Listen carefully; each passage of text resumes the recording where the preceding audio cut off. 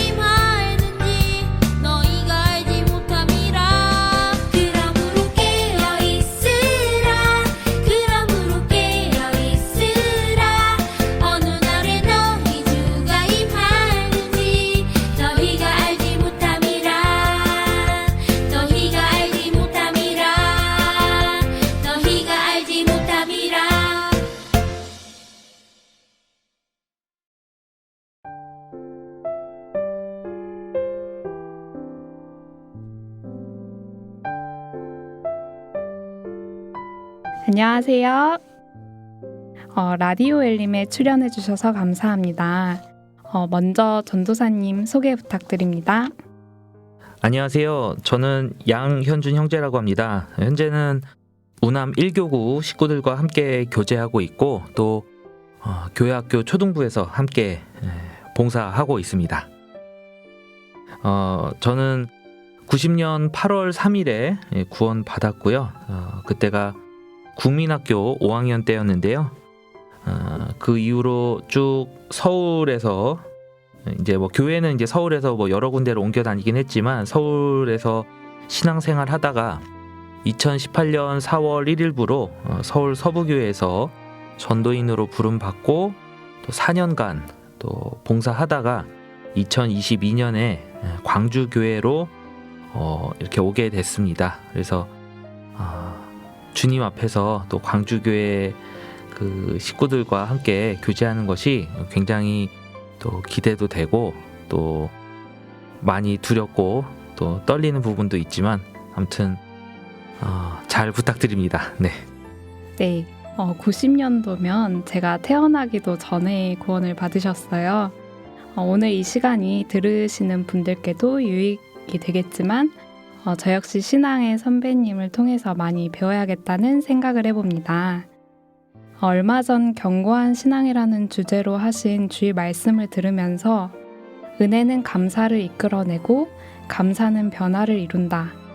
감사의 응답은 평강이다. 이런 내용들이 와닿았었는데요. 전도인이라는 은혜가 어떠한 감사를 느끼게 하셨는지 기억에 남는 순간이나 일화가 있을까요? 네, 전도인이 된 후 감사가 정말 많이 되었던 순간이라고 하면은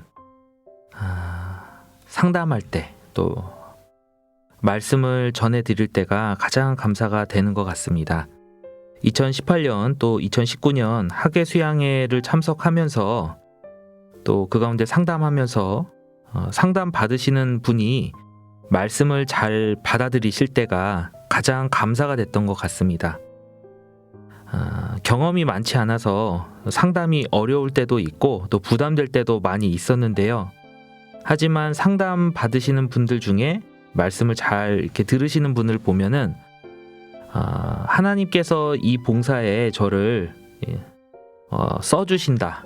또 함께 내가 참여할 수 있다라는 것 자체가 굉장한 감사가 되고 너무 기쁨이 됐던 것 같습니다. 아마도 형제 자매님들도 마찬가지일 것이다 생각이 드는데요. 내가 전도할 때 내가 가진 그 복음의 비밀을 사랑하는 사람들에게 전해줄 때 너무나 감사가 되고 또 내가 살아있다라는 것을 느끼게 되잖아요. 전도인도 똑같은 것 같습니다. 말씀을 전해줄 때 그때 가장 감사가 된다라는 생각이 듭니다. 네, 상담하면 이제 많은 중고등부 학생이나 초등부 학생들이나 이제 어린 아이들이 특히 구원 상담을 많이 받을 것 같아요. 처음에 소개해 주시면서 90년도에 구원을 받으셨다고 하셨는데 그때가 어린 시절이었잖아요. 저도 이제 초등학교 2학년 때 구원을 받았는데 그 전까지는 거듭남이라는 단어가 이해가 되지 않았고 전혀 다른 뜻으로 오해해서 구원받지 못하다가 그 단어의 의미가 이해되고 말씀을 받아들이는 장애물이 없을 때 구원을 받았던 기억이 있습니다. 저희 교회에도 어린 자녀들을 둔 부모님이 계시는데요. 특히 요즘 시대를 보면 마지막 때라고 느끼다 보니까 이제 자녀의 구원 문제에 대해 많이 걱정하시고 기도하고 계실 것 같습니다. 어린 자녀들을 두신 학부모님들께 전하고 싶으신 말씀 있으시면 부탁드릴게요. 네, 굉장히 어려운 질문입니다. 아마도 이 마지막 때를 살고 있는 부모님들의 마음은 똑같을 것 같습니다. 마음이 굉장히 급하실 것 같아요. 주님 오시는 그날 또 자녀들이 함께 휴거가 된다는 것이 뭐 성경적인 어떤 정확한 근거가 있다라고 얘기하기가 어렵거든요. 그래서 자녀들이 구원의 확신을 얻었으면 하는 그런 바람이 부모들에게 다 있죠. 네. 저도 중학교 1학년, 초등학교 3학년 자녀를 둔 학부모로서 마음이 급하게 먹어질 때도 있습니다.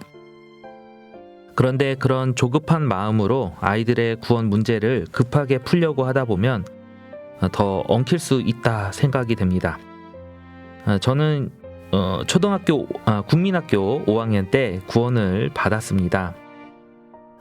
그런데 말씀을 듣고 바로 구원을 받은 것은 아니라는 생각이 듭니다. 왜냐하면 그 전에 하나님께서 준비하셨던 과정이 있었거든요. 교회를 다니고 천국에 대해서 많은 고민을 했고 또 생각을 했습니다.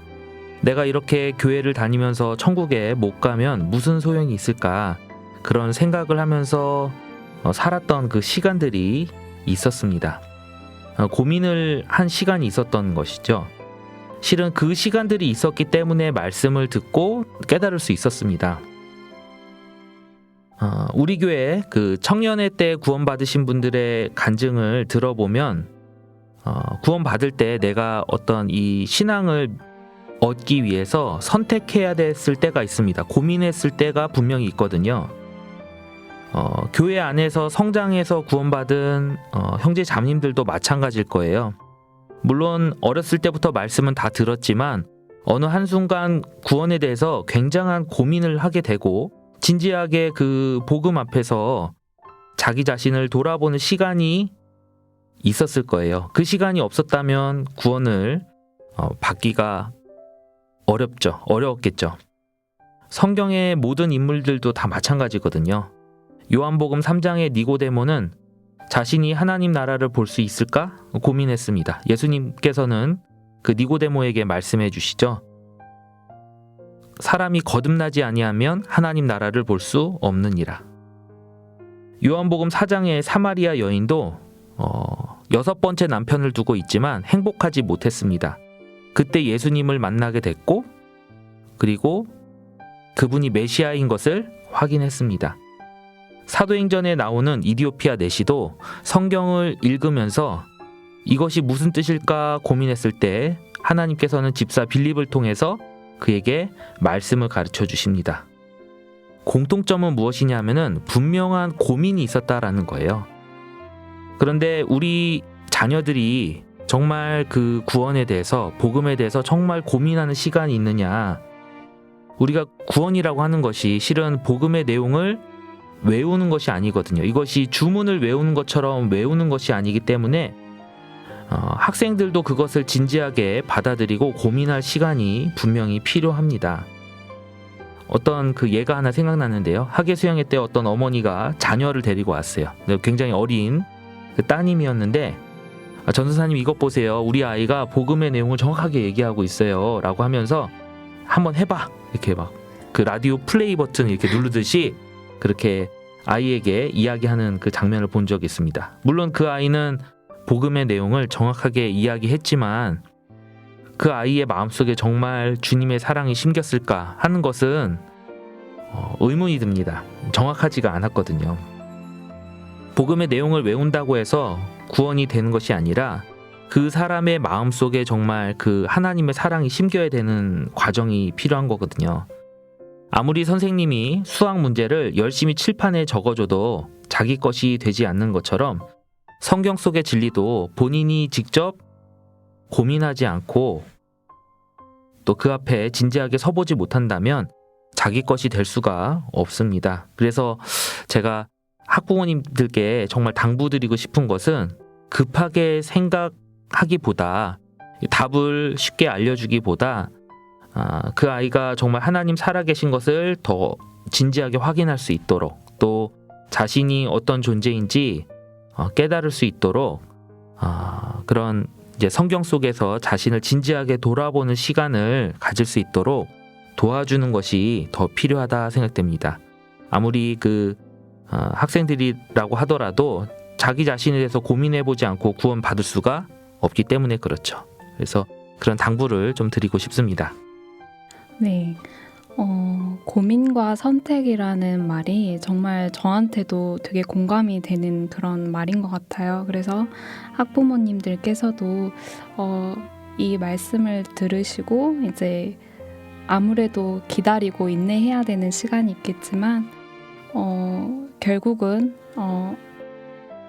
귀한 열매로 보답받을 수 있다고 생각이 듭니다. 전도사님께서 구원 간증하시면서 구원받기 전 어린 나이에도 죽음에 대해 생각을 많이 하셨다고 하셨는데요. 그럼 구원받고 그리스도인이 된 후에 죽음을 어떻게 생각하게 되셨나요? 네, 굉장히 어려운 질문입니다. 네, 저도 죽어본 적이 없기 때문에 정확한 어떤 경험처럼 얘기할 수는 없겠는데요. 아직 죽어보진 않았지만 저는 죽음이 주사 맞는 것과 비슷하지 않을까 이렇게 생각을 합니다. 어렸을 때 그 학교에서 주사 맞을 때가 있거든요. 그런데 모두 다 맞아야 돼요. 모두 다 맞아야 되는데 저는 그때 주사라는 것을 먼저 맞기를 바랬어요. 왜냐하면 어차피 맞을 거 두려움에 떨면서 뒤에 맞는 것보다 두려운 시간이 적었을 때 빨리 맞는 것이 이득이다라는 생각이 들어서 항상 3등 안에 이렇게 맞았던 기억이 납니다. 주사를 맞을 때는 그 바늘이 들어갈 때 아프고 또 낯선 느낌으로 인해서 좀 좋지는 않죠. 하지만 맞고 나서는 이제 나는 맞았다라는 그런 생각이 드는데요. 죽음도 그렇게 표현하자면은 너무 쉽게 표현하는 거 아닌가 하는 그런 걱정도 되기도 합니다. 하지만 이 죽음도 고통과 아픔이 있습니다. 그 고통과 아픔 자체는 두려운 것이지만 그 과정을 넘어가게 되면 영원한 안식이 있잖아요. 실제 저희가 전도 집회 자료에서 이렇게 보면은 이제 사후 체험 그런 자료를 많이 보여드립니다. 그런데 길어서 이게 다 보여드리지는 못하지만 그 사후 체험에 관련된 자료 중에 이런 내용이 있어요. 그 죽었다 살아난 사람들은 죽음에 대해서 전혀 무서워하지 않는다라는 거예요. 그 죽음 이후에 그 삶은 그때 굉장히 편안한 느낌을 받았다. 그런 사람들이 많고 다시는 죽음에 대해서 두려워하지 않는 그런 모습들을 볼 수 있는데요. 마치 그와 같지 않을까 하는 생각이 듭니다. 그래서 제가 좀 표현을 쉽게 했지만 주사 맞는 것처럼 그때 뭐 죽음 자체는 아프고 고통스럽겠지만 그 이후에는 하나님께서 주시는 안식이 우리에게 있음을 믿고 기다릴 수 있지 않을까 하는 생각이 듭니다. 네, 어떤 한 TV 프로그램에서 이제 한 법의학자님께서 하신 말씀이 생각이 났는데요. 죽음을 허투루 보내선 안 된다. 죽음엔 분명한 교훈이 있다. 이렇게 말씀하셨는데 그 내용을 보면서 정말 맞다. 결국 우리 그리스도인들이 얻는 죽음의 교훈은 영원한 생명이다. 라고 동의를 했었던 기억이 납니다. 최근에 제가 묵상을 하나 했었는데 이제 겟세마네 동산에서 기도하시는 예수님과 제자들을 이제 묵상을 한 내용이 있어요.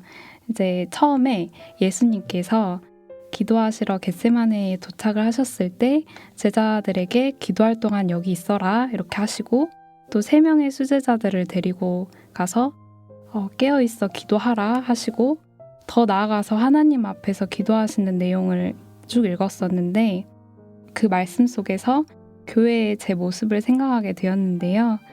구원받고 처음엔 하나님께서 여기 있어라 이렇게 하셨고 좀 더 주님과 가까워질 땐 깨어있는 삶을 살라고 하셨고 또 살면서 고통 중에 있을 땐 하나님 앞에 오롯이 홀로 기도하는 제 모습이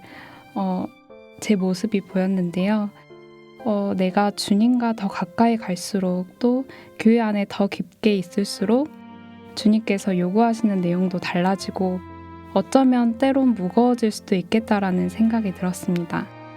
물론 주님께서 일어나서 함께 가자라고 말씀을 하시겠지만 과연 내 발걸음이 떼어질까라는 생각을 하면서요. 앞으로 더 깊게 교회 안에 있으면서 이렇게 오늘처럼 엘린 봉사처럼 이렇게 맡겨진 봉사의 무게가 무거워질수록 더 깨어서 기도를 해야겠다. 더 열심을 갖고 주님께 나아가야겠다라는 묵상을 했었습니다. 그렇다면 이제 전도사님의 가장 최근에 와닿았던 말씀이 어떤 것인지 궁금한데요. 네, 묵상이 된 말씀. 네, 묵상이 된 말씀.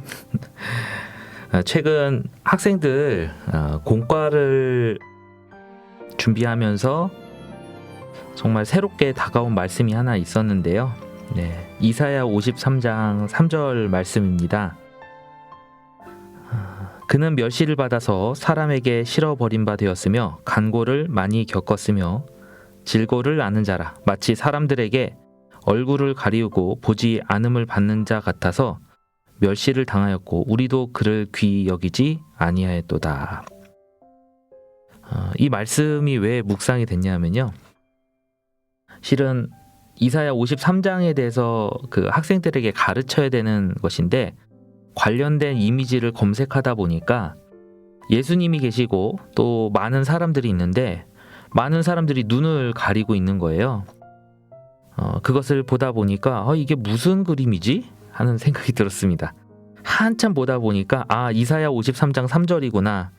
마치 사람들에게 얼굴을 가리우고 보지 않음을 받는 자 같아서 멸시를 당하였고 우리도 그를 귀히 여기지 아니하였도다. 이 말씀이 더 새롭게 다가왔습니다. 예수님은 계시고 많은 사람들은 그 예수님을 보지 않고 눈을 가리고 있는 그런 그림을 보니까 당시에 예수님께서 어떤 어려움이 있으셨는지를 더 공감하게 됐습니다. 자기 땅에 오셨지만 자기 백성들이 영접하지 않고 오히려 멸시하는 그런 모습을 다시 한번 생각하게 됐는데요. 실은 예수님이 가셨던 그 길을 그리스도인들이 같이 가고 있는 거잖아요. 따라서 걷고 있는 거잖아요. 때로는 신앙생활 하면서 여러 가지 어려운 생각이 들 때가 있습니다. 전도하면서도 참 그런 어떤 외부의 그런 반대로 인해서 교제에 붙을까 하면서도 그 어떤 반대되는 목소리로 인해서 떨어지는 분들을 보면은 우리가 가는 길이 참 외롭다라는 생각이 들 때가 있거든요. 그리고 그럴 때는 참 피곤하죠. 아마 전도하시는 분들도 마찬가지일 겁니다. 기껏 말씀을 2번, 3번 열심히 들어서 교제에 붙을 것 같았는데 외부의 어떤 반대로 인해서 교제에 떨어지게 되면 참 그런 싸움들이 신앙생활이 힘들고 외롭고 지칠 때도 있거든요. 그런데 예수님께서 그 길을 먼저 가셨고 그 길을 우리가 따라가는구나 하는 것을 느끼면서 저도 더 힘을 얻게 된 것 같아요. 예수님께서 그런 어려움이 있으셨구나. 당연히 우리도 그런 어려움이 있는 것이 맞겠구나 하는 그런 묵상이 되었습니다. 그래서 이사야 53장 3절을 말씀드렸습니다. 네. 네, 같은 말씀이라도 처한 상황이나 마음 상태에 따라서 받아들여지고 이해하게 되는 깊이가 다른 것 같습니다. 이제 마지막 질문인데요. 이제 후아유 공식 질문입니다. 그리스도인으로서 전도사님을 한 단어로 표현을 해본다면 혹시 어떻게 표현하실 수 있을까요? 네, 한 단어는 아니고요. 네. 2단어가 될 것 같습니다. 네. 2단어. 네, 무익한 종으로 이렇게 표현할 수 있을 것 같아요.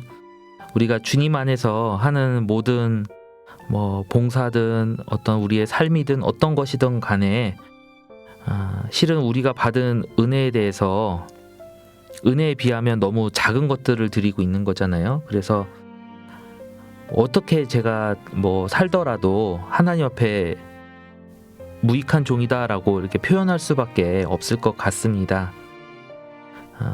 주님 오시는 그날에 이렇게 칭찬을 받으면 좋겠지만 그 앞에서도 우리는 무익한 종이라 우리는 하여야 할 것을 한 것뿐이니다 이렇게 고백할 수밖에 없을 거예요. 왜냐하면 우리가 받은 사랑이 너무나 크기 때문에 그렇죠. 그래서 네, 무익한 종이다 라고 이렇게 이야기하고 싶습니다.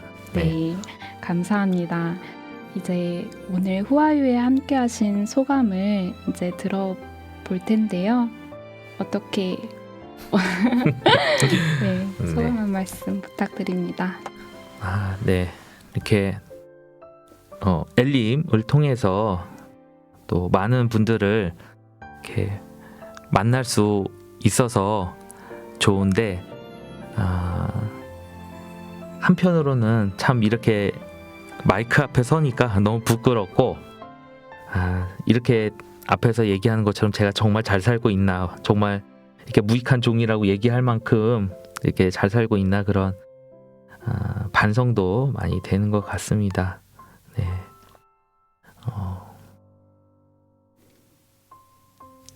많은 시간 이렇게 더 후아유 네. 교제하면서 네, 실제 이제 이런 방송도 방송이지만 또 평소에 직접 교제하면서 많은 분들 만나서 교제했으면 좋겠습니다. 네, 감사합니다. 진짜 마지막인데요. 전도사님께서 찬양 한 곡 추천해 주실 수 있나요? 저는 딱 생각나는 게 있습니다. 네.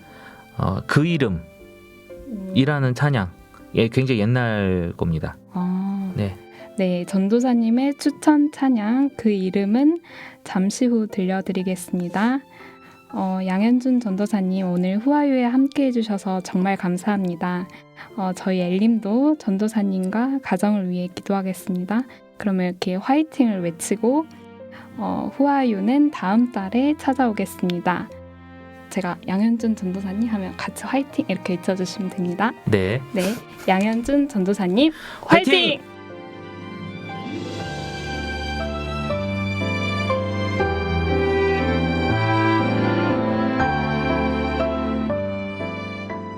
한 아이를 키우려면 온 마을이 필요하다는 아프리카 속담이 있는데요. 그리스도인의 생명이 시작되는 것도 또한 자라나는 성장 과정에도 온 교회의 힘이 필요하다는 것을 느끼게 됩니다. 교회는 어린아이부터 시작하여 은빛 장년회까지 아우르는데요. 주님이 나의 시작부터 끝까지 기다려주시고 응원해주신다는 것을 교회를 통해 배우게 됩니다. 자라나는 아이들의 주님의 뜻대로 살아가는 올바른 성장을 함께 기다리고 응원하며 특별한 코너가 이어집니다.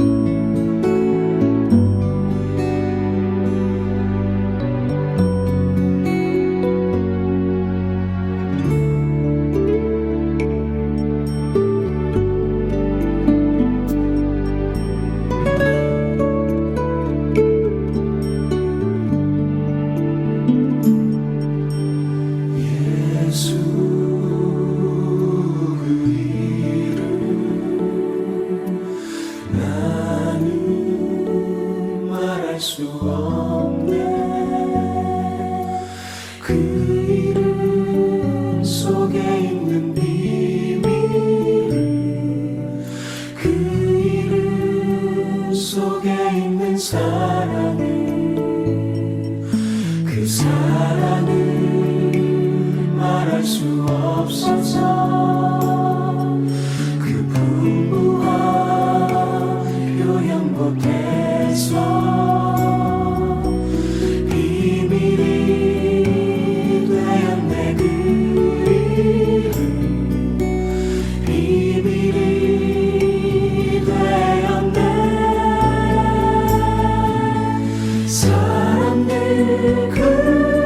이름 건축자의 버린 돌처럼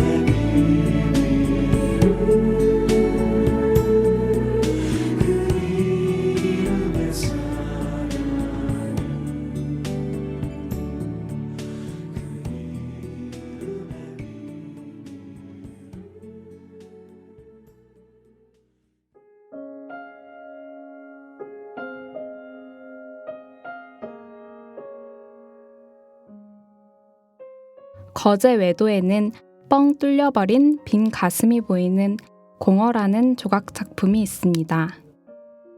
많은 사람들은 그저 비어버린 인생에 무엇으로 메꿔볼까 고민하게 되죠. 사랑하는 사람들, 꿈, 열심, 재물, 아름다운 추억과 같은 것들로 말입니다. 하지만 빈 공간 너머로 구원의 길을 바라보고 주님께 나아가는 사람들이 있습니다. 무엇을 보는지에 따라 선택은 달라지게 되는데요. 구원으로 시작한 우리의 길에 교회를 어떻게 바라보는지에 따라 또다시 선택을 하게 됩니다. 종착지는 같아도 내가 가는 길이 수월할지 또는 험난할지는 선택의 결과가 될 수 있겠죠. 우리가 함께하는 이 교회, 이곳이 어떤 곳이고 어떻게 바라보아야 할지 매곡 1교구 김찬함 집사님께서 도움의 말씀을 전해주신다고 합니다. 이번엔 매곡 1교구 전체 모임에서 간증하신 내용이 예고편으로 짧게 소개해드리고요. 4월 마지막 주에 본편으로 좀 더 자세하게 교회사를 바탕으로 한 집사님의 간증이 특별하게 준비되어 있습니다. 아쉬운 것은 예고편이 핸드폰 녹음인지라 음질이 좋지 않아서 성도님들께 미리 양해 말씀 부탁드릴게요. 4월 30일 엘림에서는 보다 나은 특별편이 준비되어 있으니 기대하셔도 좋을 것 같습니다. 그럼 지금 시작합니다.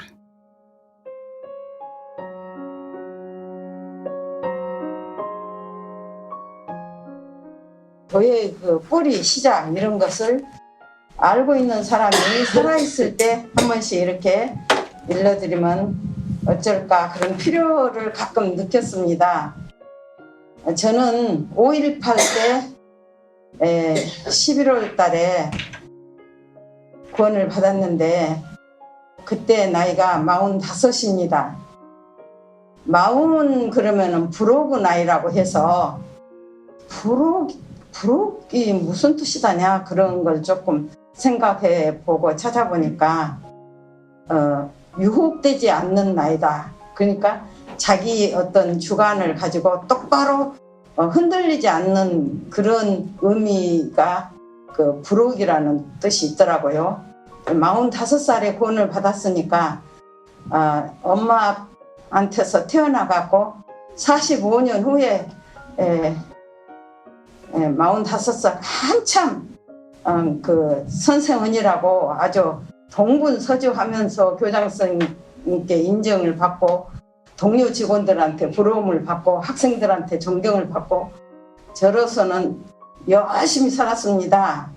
그런 가운데도 그 어느 섬에 전대 교수가 그 허무하다고 여기 공허한 것을 구멍을 뚫어놓은 조각 그거 있잖아요. 저는 열심히 살면서 막 열심히 살다가 하면서 이렇게 살다가도 죽는 건데 죽어보면 모든 것이 끝나는 건데 인생이 도대체 무엇이냐, 이게 사는 것이 무슨 의미가 있냐, 그런 생각을 다 인간으로 태어나면 다 그런 생각은 하실 것 같은데요. 정도 차이가 좀 있더라고요, 사람마다. 근데 저는 조금 심한 편이었습니다. 그리고 혼자 있으면서 학교 다닐 때도 열심히 공부를 해서 거의 아는 것으로는 제가 톱으로 나온 것 같아요. 그랬는데 그렇게 열심을 내는 성격을 하나님 저한테 주셨어요. 지금 이제 구원 받고 보니까. 그리고 그 직장생활 하면서도 하여튼 직원들이 막 60 몇 명, 70명 가까이 그렇게 된 데서도 제가 1번 아니면 김상희 선생님이라고 남자분이 1번 그렇게 일찍 출근을 하시고 저는 일찍 가가지고 교장실부터 시작해갖고 꽃꽂이하고 청소하고 막 그렇게 열심을 내서 살았습니다. 그리고 고등학교 3학년 진학지도를 예비고사 1회부터 14년간을 하루도 안 쉬고 교장선생님이 안 나와주니까 14년 동안 예비고사, 학력고사 뭐 그런 막 바빠졌잖아요. 그렇게 열심히 살았는데 그렇게 산 것에 비해서 그 인생의 허무 이것이 훨씬 굉장히 저한테 있었습니다. 그러니까 아무래도 종교심이 이제 있지요. 그러니까 열심히 이제 절에를 다녔고 절에서 참 아주 열심히 있는 그 성도. 그래서 그 스님들이 굉장히 뭐랄까 믿음을 주고 그냥 제가 절에 가면 성도들한테 그 자랑도 하고 막 이러시더라고요. 그래갖고 고등학교니까 강여고에 있을 때는 고등학교에 그 서클 활동을 했었습니다. 그때는 불교 서클에 지도교사까지 했었습니다. 그러면서 불교에 심취를 했는데 나 지금 빨리 끝내야 되는데 교회 역사를 말해야 되는데 심취를 했는데 어째서 불교에 심취를 했냐면 인간이 죽으면 불교에서는 화장하거든요. 이 화장을 하면은 그 성불은 이제 불교에서 말한다면 성불은 사람한테서는 사리가 나와요. 그 안 타는 거 유리알 같은 거 그것이 나오더라고요. 그러니까 절에 가면은 막 들어가려고 할 때 사리탑을 세워놓고 이렇게 철망으로 이렇게 못 들어가게 해놓고 그 사람 그 사리를 거기다 묻어놓고 그 사람은 생의 일생 동안에 이름부터 시작해갖고 그 죽을 때까지 비석을 세워놓고 그러더라고요. 그러니까 저는 어떻게 해서든지 내가 죽으면 누구보다도 큰 사리 그리고 많은 사리가 내 몸에서 나오기를 바라면서 살았으니까 얼마나 착하고 선하게 살라고 노력을 했겠습니까? 착하고 선하게 살라고 겁나 노력을 했습니다. 그런 가운데 이제 직원들도 다 김천남 선생은 불교 서클 지도교사다 그러고 다 인정하고 학생들도 그렇게 하고 살았는데 어느 날 제가 그 신문 큰 조선일보에 크게 난 이제 신문을 보니까 현대 과학이 밝혀낸 살해의 정체 이런 타이틀로 그 살해가 무엇인가에 대해서 나오더라고요.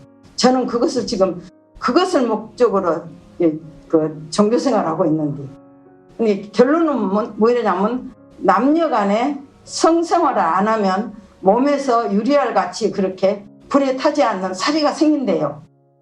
그것을 읽고 그 신문을 들고 제가 다니는 강주국장 앞에 관음사 절이 있었는데 주일이면 제가 나갔습니다. 거기서 그 스님한테 가서 그 신문을 보이면서 살해가 뭐 이런 거래요. 선하고 착한 사람이 성불한 사람한테서 살해가 나와야지 어째 부부생활 안 하면 살해가 나온다는데 스님은 어떻게 생각하십니까? 그러니까 이렇게 대답하시더라고요.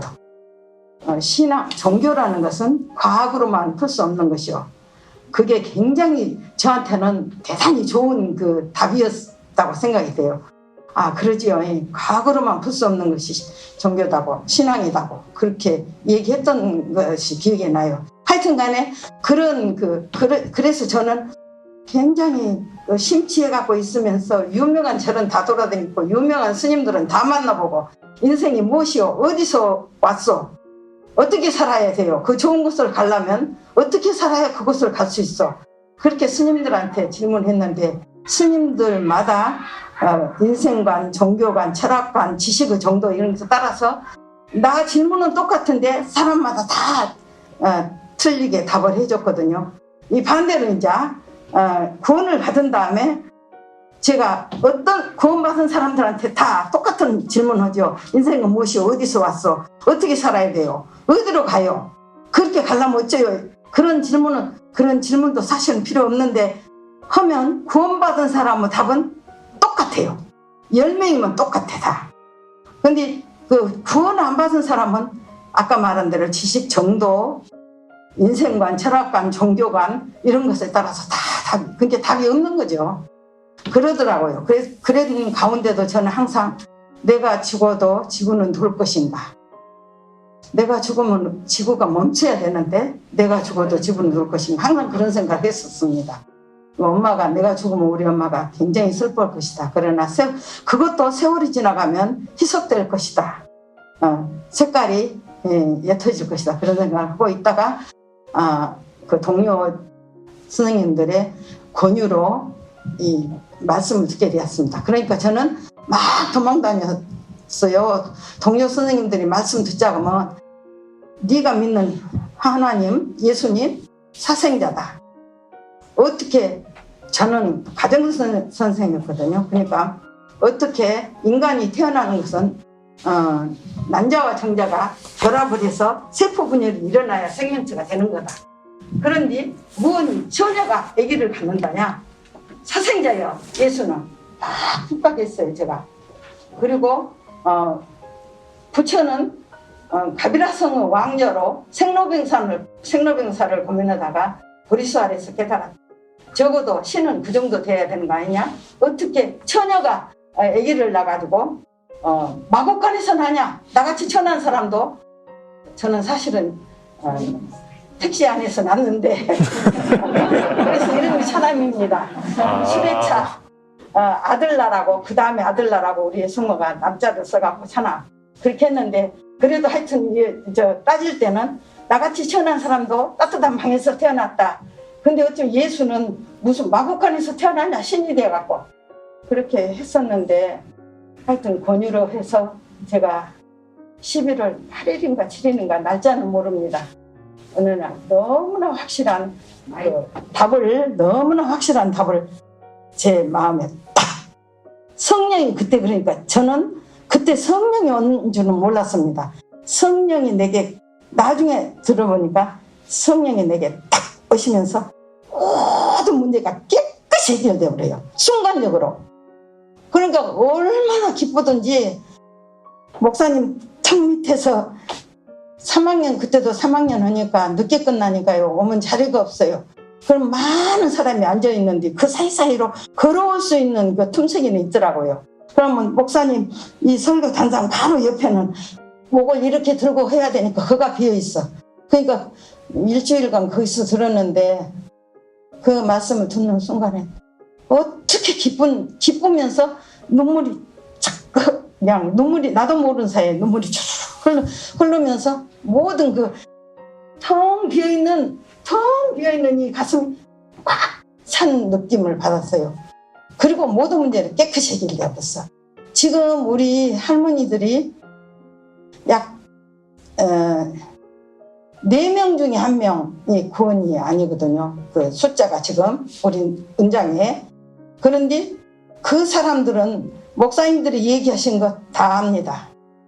예수님이 피 흘려서 내 죄를 용서했다. 뭐 지금 과거 현재 미래 답을 다 알고 있어요. 여기를 다 알고 있는데 여기 성령이 임하지 않아서 구원이 아닌 사람이 너무나 많거든요.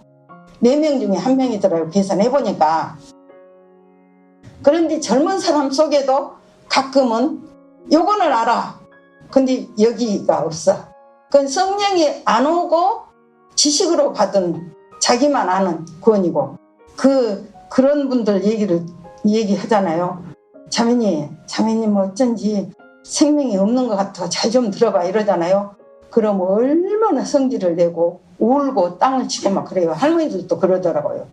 그런데 구원받은 사람한테 자매님은 천국에 갈 수 없을 것 같아. 우리가 느낌이 그래. 그러면 구원받은 사람이 이렇게 나. 정말로? 나 좀 그러면 내가 어떻게 해야 될까? 내가 구원 못 받은 것 같아요? 겁을 내요. 구원 안 받은 사람은 성질 내고 구원 받은 사람은 겁을 내고 그러더라고요. 일반적으로 다 그러더라고요. 그런데 하여튼 간에 그렇게 해서 깨닫고 제가 하나님 사람이 됐습니다. 하여튼 간에 그렇게 해서 교회를 이제 그때는 한 1000명 모인 데가 있었습니다. 그러다 교회도 그렇게 부패하는 데가 있더라고요. 엄청 울었습니다 그때. 왜냐하면 이 예수님 이 교회는 내가 영원히 살 것이에요. 그런데 그 교회가 부패한다는 것은 굉장히 아주 나로서는 있을 수 없는 일이야. 근데 그 얘기만 하려도 그런데 그동안에 우리는 쉬쉬했지요. 사실은 그랬는데 쉬쉬할 일이 아니다고 저는 생각이 돼요.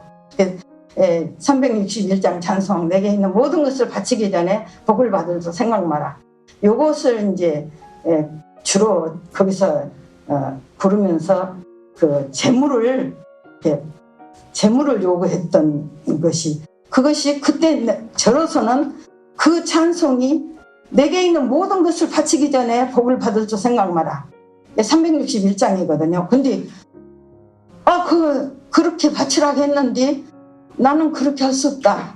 나는 아들이 셋인데 얘들 대학도 보내야 되고 시부모님 계시니까 시부모님도 남편도 있고 그런데 가정을 지켜야지. 내게 있는 모든 것을 바쳐야만이 복을 받는다. 이렇게 그 찬송을 제일 많이 불러요.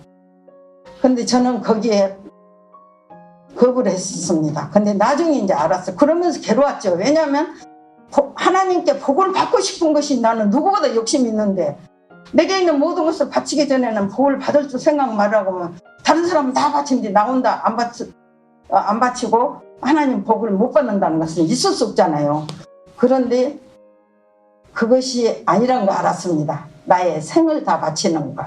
그 찬송은 나의 모든 생을 바치는 거. 너희 몸을 하나님이 기뻐하시는 거룩한 산 제사로 드리라. 거룩한 산 제사로 드리는 것이 내게 있는 모든 것을 바치는 건데 거기서는 다 빼불고 물질을 바치는 것만 요구를 하면서 교회가 부패해지는 것을 봤습니다. 그리고 우리 교회 초창기에 이 주일에는 요리 갔다가 그 다음 주일에는 요리 갔다가 그때 그런 상황이 많이 벌어지고 있었습니다.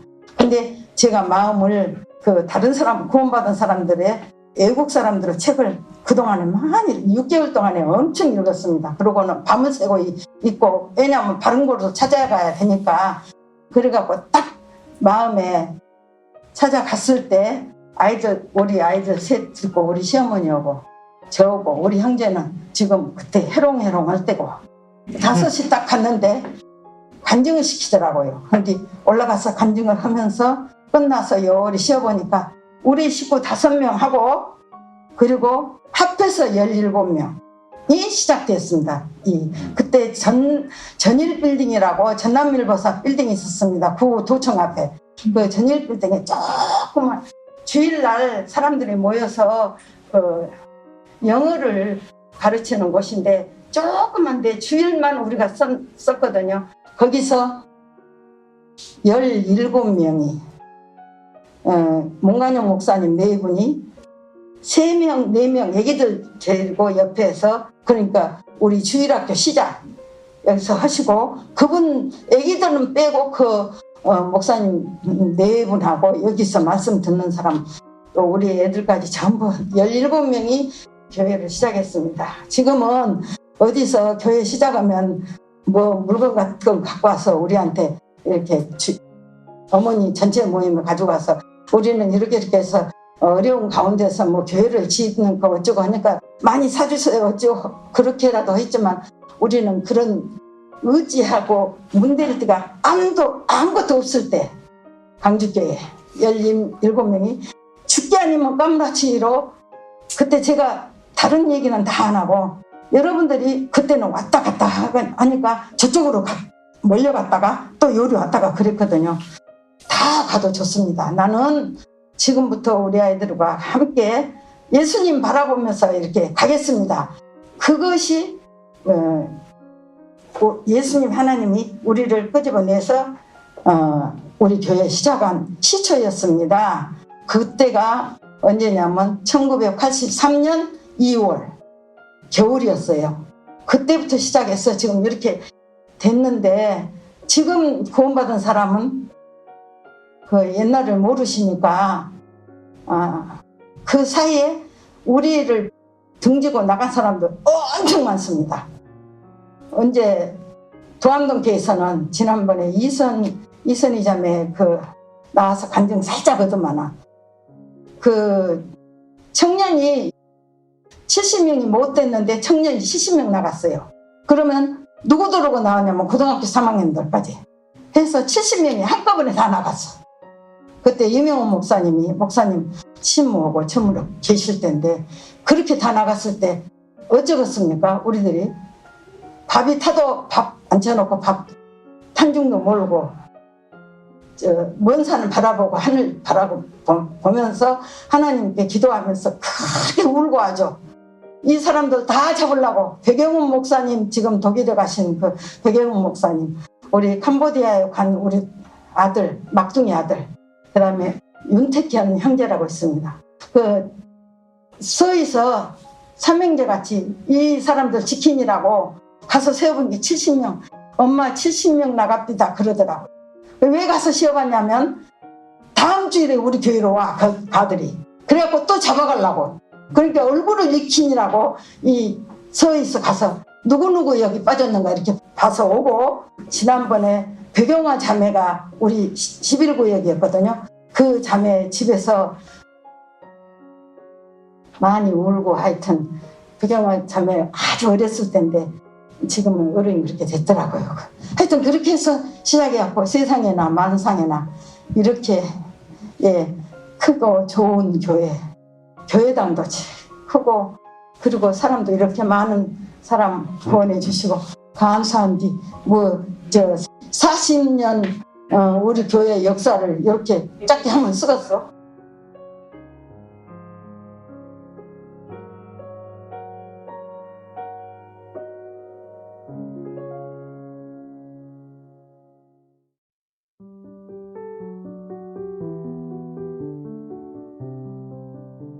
안녕하세요. 시각선교부에서 교제하고 있는 이충길 자매입니다.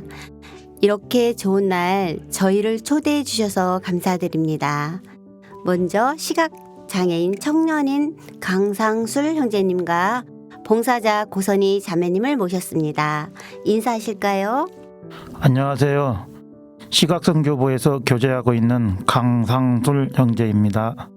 안녕하세요. 영봉 1교구 93구역에서 교제하고 시각선교부에서 봉사하고 있는 고선희 자매입니다. 네, 감사합니다. 먼저 강상술 형제님 본인 소개 부탁드립니다. 안녕하십니까. 이런 좋은 날 이런 곳에서 또 초대해 주셔서 감사드리고 또 이렇게 제가 또 간증할 수 있게 해주셔서 감사드립니다. 저는 어렸을 때 선천적으로 시력을 잃게 됐습니다. 그러니까 그 질병으로 인하여 그 시신경이 손상이 되었었고 그 후에 7살 때인가 이제 완전히 실명을 하고 시각장애인 특수학교를 어려서부터 가족들과 떨어져서 다니게 되었습니다. 주말 이렇게 학교 생활하면서 힘들었던 거는 나 혼자 학교 외에는 갈 수 없다는 게 참 힘들었던 것 같아요. 예를 들어서 뭐 슈퍼마켓에서 뭐를 사 먹으려 해도 그 시력이 있는 이렇게 선배 후배들한테 부탁을 해서 해야 되고 그러면은 내가 100원 주고 사 먹을 과자를 그 사람들까지 사줘야 되니까 200원 주고 사 먹게 되고 참 그랬거든요. 근데 아무리 학교에서 선생님께서 그 보행 훈련을 가르쳐 준다 해도 방향 감각을 일단 잘 모르니까 어떻게 많이 할 수가 없었거든요. 그리고 또 주말이나 아니면 이렇게 또 혼자 친구들이나 뭐 학생들이 집에 혼자 왔다 갔다 하는 거 보면 참 부럽기도 하더라고요. 물론 제가 좀 집하고 너무 멀리 떨어져서 살기도 했지만 참 그 혼자 갈 수 있다는 게 굉장히 많이 부러워했는데 제가 이제 뭐 용기이기보다는 제가 초등학교 3학년 때인가 4학년 때쯤에 어머님이 이제 겨울방학을 얼마 안 남겨놓고 한번 찾아오셔서 저희 담당 보육사 선생님한테 돈을 맡기면서 터미널 가서 버스를 태워갖고 보내라고 말씀하시는 거예요. 근데 저는 그게 참 거짓말인 줄 알았어요. 설마 딴 때는 방학 때 항상 오시던 분이 이번에는 말로는 그렇게 했는데 진짜 오시겠지 했는데 방학을 하니까 저희 담당 그 보육사 선생님이 버스 터미널 갖고 버스를 태워주는 거예요, 진짜로. 그러면서 버스 안에서 참 혼자 많이 울었거든요. 과연 내가 이 버스를 잘 타고 가서 잘 내릴 수 있을까? 그랬는데 아무튼 울면서 이렇게 버스 안에서 참 그랬는데 아무튼 내리고 나니까 형이 왔더라고요. 그래서 형 앞에서 참 그렇게 크게 울었던 기억이 나는데 가만히 지금 그 생각해 보면 그 제가 방황을 하다가 하나님을 만난 기분이라고 할까요? 예, 그런 기분이었던 것 같아요. 그래서 이제 집에는 이제 어떻게 해서 이제 또 혼자 가는 방법이 됐는데 나중에 이제 또 어머님이 그럼 이제 집에도 혼자 오가니까 학교도 혼자 가봐야 되지 않겠냐. 그것 때문에 저희 어머니하고 아버지하고 참 많이 싸우셨거든요. 아버지는 혼자 보내면 안 된다.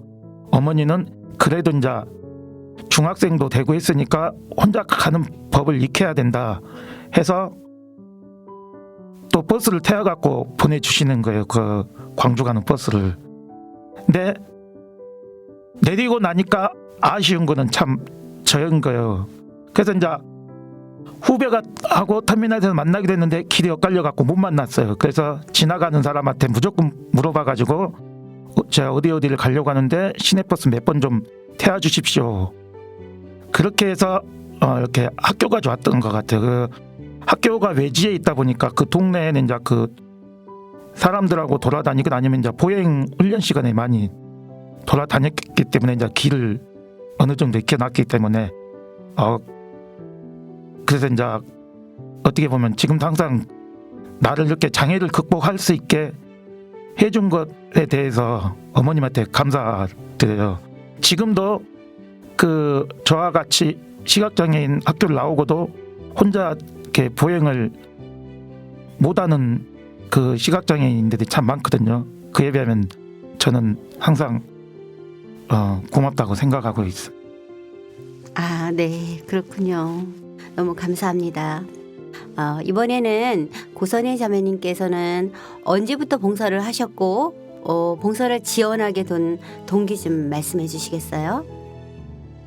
제가 시각선교부 봉사를 하게 된 계기는 시각인 형제 자매님들의 간증을 듣고 관심을 갖게 된 것이 계기가 되었는데요.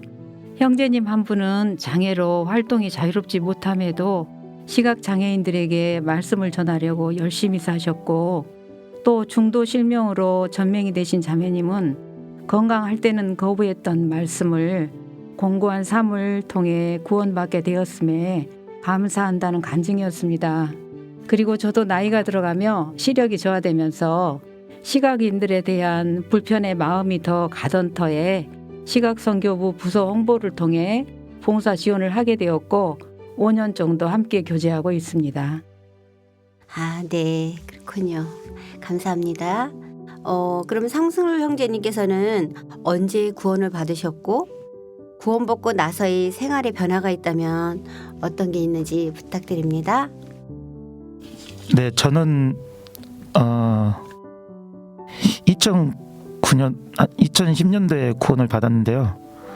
말씀을 듣게 된 동기는 저를 전도하게 된 최진국 형제님을 통해서 듣게 됐는데, 저하고 같이 이렇게 직장도 같이 일도 같이 하고 또 집도 같이 생활을 해서 더 빨리 아마 그런 말씀을 듣게 된 것 같습니다.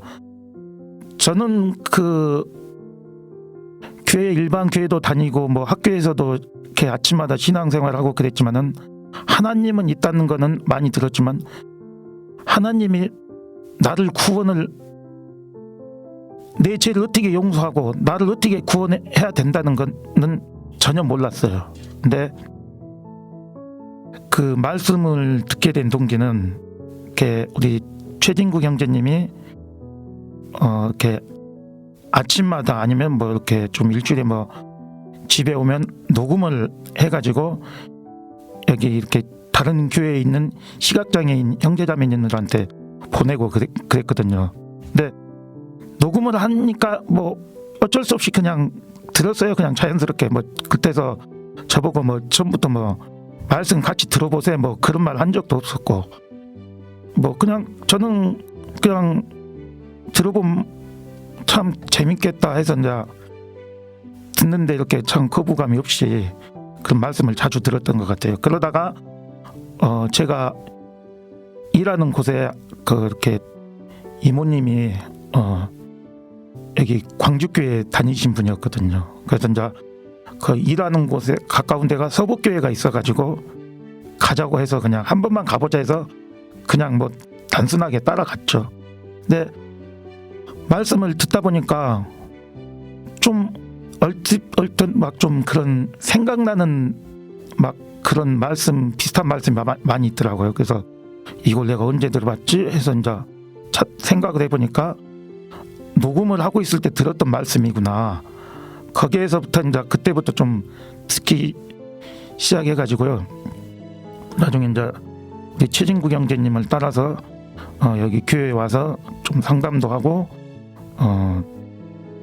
또 최진국 형제님이 이제 그 관현악 봉사를 했기 때문에 자연스럽게 그 관현악실에서 이렇게 좀 많이 있으면서 2010년 1월달에 이호환 목사님 대집회를 통해서 이렇게 구원을 받았고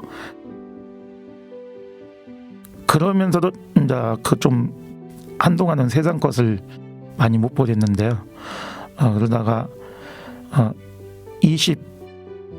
20년도에 목사님하고 상담을 통해서 그때 구원 확증을 했고요. 처음에 이렇게 교회 다닐 땐 시각장애인 분들이 많이 없고 그래서 이렇게 좀 많이 힘들었는데 시각 선교부가 생긴 뒤로 이렇게 많이 불편한 점도 많이 사라진 것 같고 항상 우리 시각 선교부를 위해서 이렇게 힘써주시는 이렇게 봉사자 형제자매님들과 또 부장님을 비롯해서 모든 분들께 감사드리면서 살고 있습니다.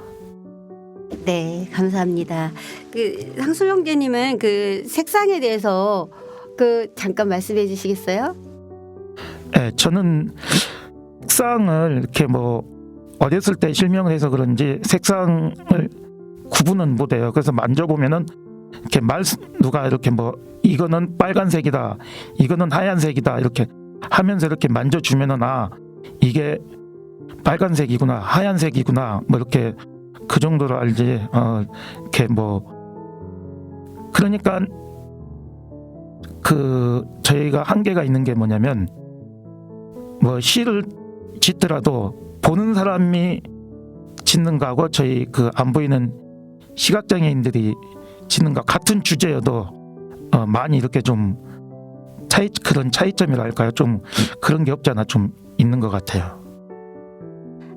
이번에는 고선희 자매님께서 봉사하시면서 보람이 있다면 어떤 때이며 또 보시면서 안타까운 부분이 있다면 어떤 때인지 말씀해 주시겠어요? 네, 봉사를 처음 시작할 때는 제가 시각인들의 특성을 제대로 알지 못해서 케어를 잘 해드리지 못했는데 내가 케어를 받는 입장이라면 이럴 때 참 불안하겠다 하는 마음도 들고 해서 세심히 케어해드리려 하고 있고 시각인 형제 자매님들도 봉사자를 신뢰하고 발걸음을 내디디심에 그분들이 불편을 느끼지 않을 때 보람을 느낍니다.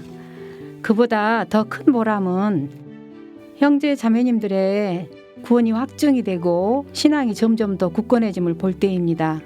반면 연세가 드신 분 중에는 그냥 교회 다니면 되지 하는 마음으로 구원 확증이 안 되실 때 안타깝고 기도가 됩니다. 이 세상에서도 힘들게 사셨는데 저 세상에서 더 큰 영원한 고통을 받으시면 안 되겠지요. 볼 수 있는 것이 우리에겐 평범한 일상이나 인생 가운데 장애를 안고 사시는 분들, 특히 선천적 시각 장애인들은 태어나면서부터 보지 못했기에 꿈에도 형체가 없다는 말씀을 들었을 때 마음이 참 먹먹했고요. 또 중도 실명 또한 갑자기 바뀐 환경에 적응하기가 매우 어렵다 들었습니다. 형제 자매님들, 건강한 눈으로 모든 것을 볼 수 있음이 얼마나 감사한 일인지요. 시각선교부 교재 가운데 나오시는 모든 영혼들, 한 영혼도 이뤄지지 않고 하나님 앞에 섰을 때 환희에 찬 눈으로 밝히 하나님을 배울 수 있는 그날을 맞이할 수 있도록 기도 부탁드립니다. 네, 감사합니다. 이번에는 상술 형제님 마지막 질문인데요. 시각선교부에나 교회에 부탁이 있다면 또 어떤 점이 있는지 말씀해 주세요.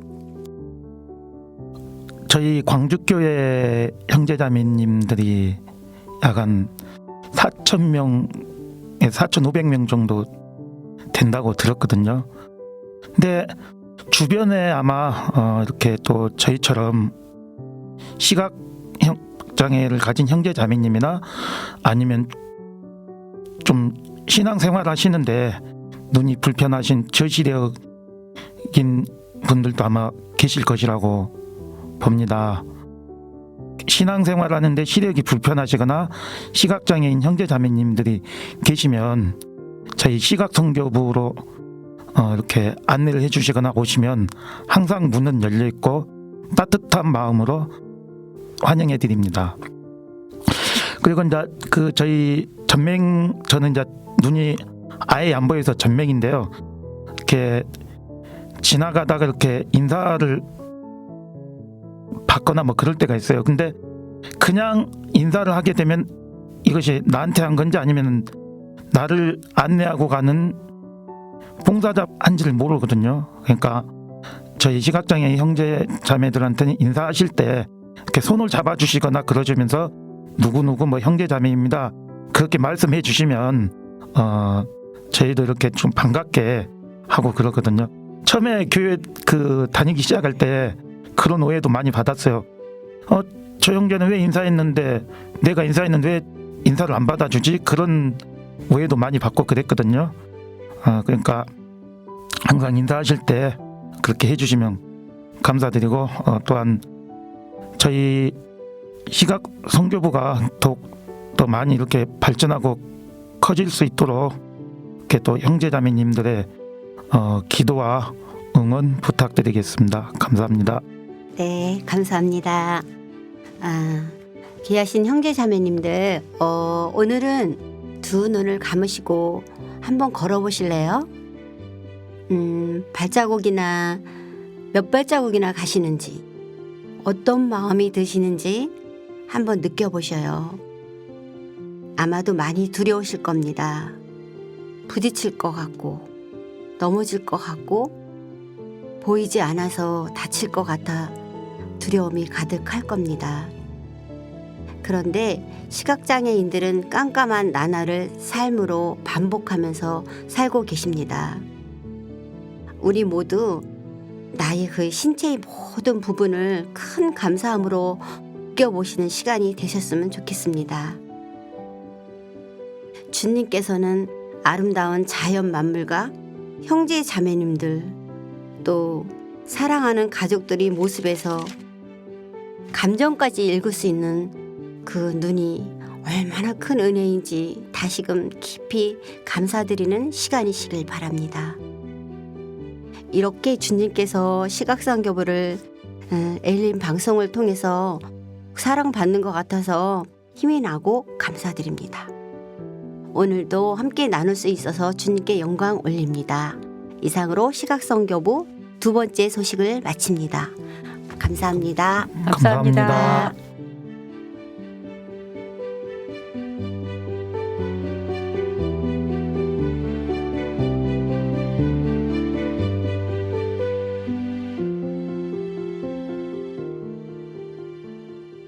시각선교부 지난 회차에서 자매님의 간증이 기억에 남는데요. 간절히 바라는 것을 여쭤보는 질문에 50년을 보다가 10년을 보지 못하게 되었기에 하루라도 다시 볼 수 있다면 어떨까? 하지만 주님께서 천국에서 더 많은 좋은 것들을 보여주시려고 이 시간을 허락하셨다라는 답변을 하셨어요.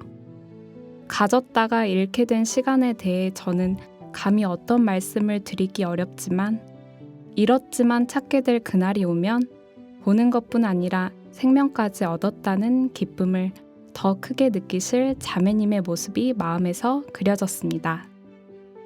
어떤 시련이 와도 두렵지 않고 주와 함께하는 길 끝에 소망이 있음을 기억하고 찬양 하늘 소망 듣고 오겠습니다.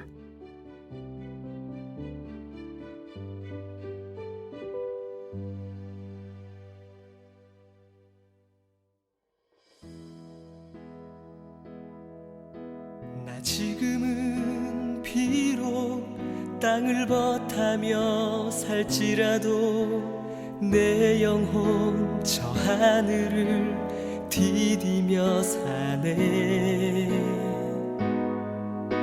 내 주님 계신 눈물 없는 곳,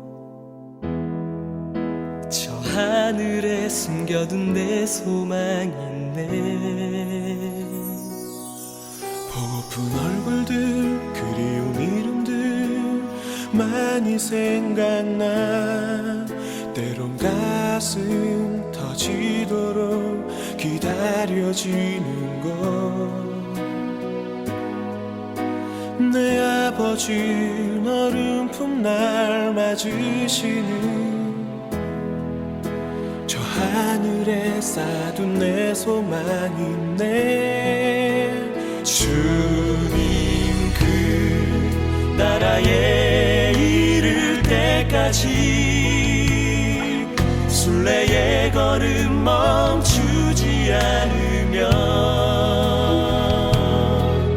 어떤 시련이 와도 나 두렵지 않네. 주와 함께 걷는 이 길에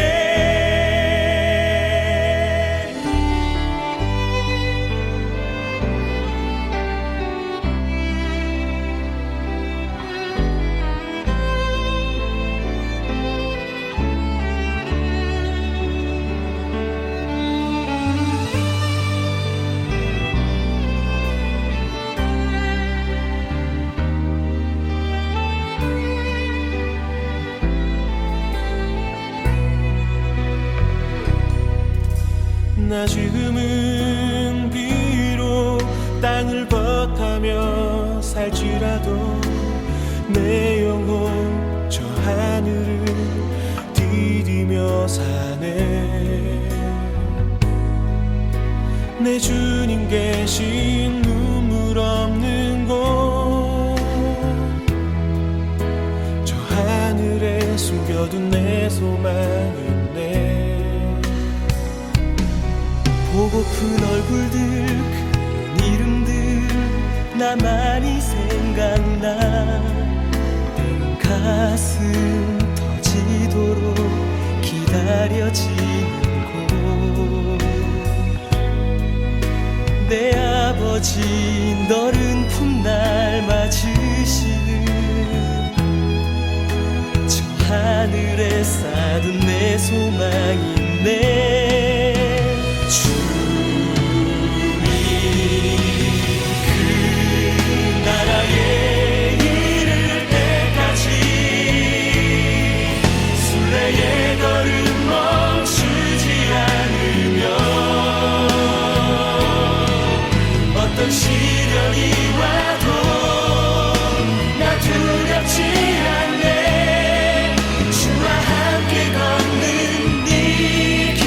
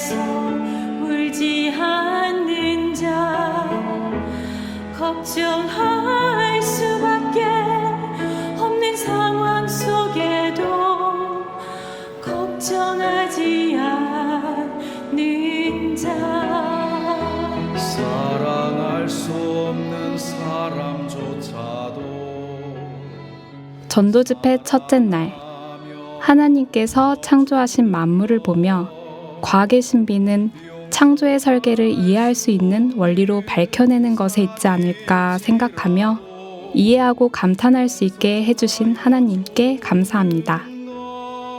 둘째 날, 방주의 3분의 2 공간이 남았다는 사실에 십자가의 사랑이 온 세상을 덮고도 크고 넉넉하다는 것을 알게 되어 주님의 구원이 감사합니다. 셋째 날, 하나님이 사람을 사랑이란 특별함 속에서 창조하셨다는 것이 귀하고 감사합니다.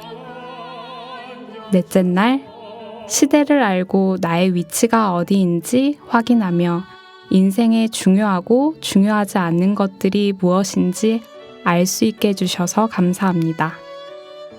다섯째 날, 지금까지 들은 말씀이 내게 복이 되었구나. 그저 감사합니다라는 말이 전부였습니다. 주님 다시 오실 때까지 복음이 계속 우리에게 역사하길 바라며 하나님이 함께 하시는 광야에서 만난 엘림, 다음 주에 찾아뵙겠습니다.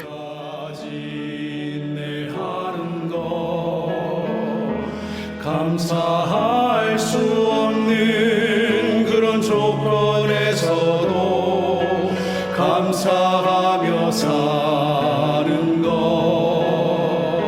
칭찬이나 비난 가운데서도 침묵하며 살아가는 것 날씨 순종하기 어려울지라도 믿음으로 순종하는 것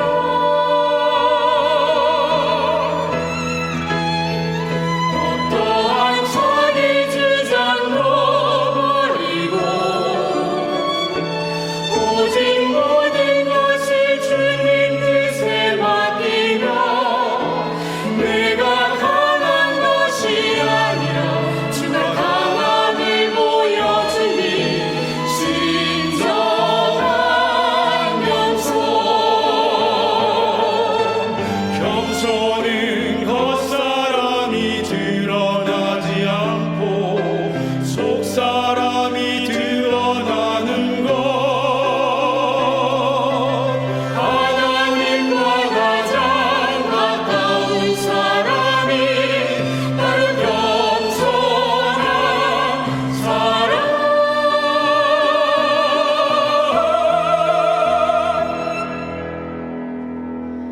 어떤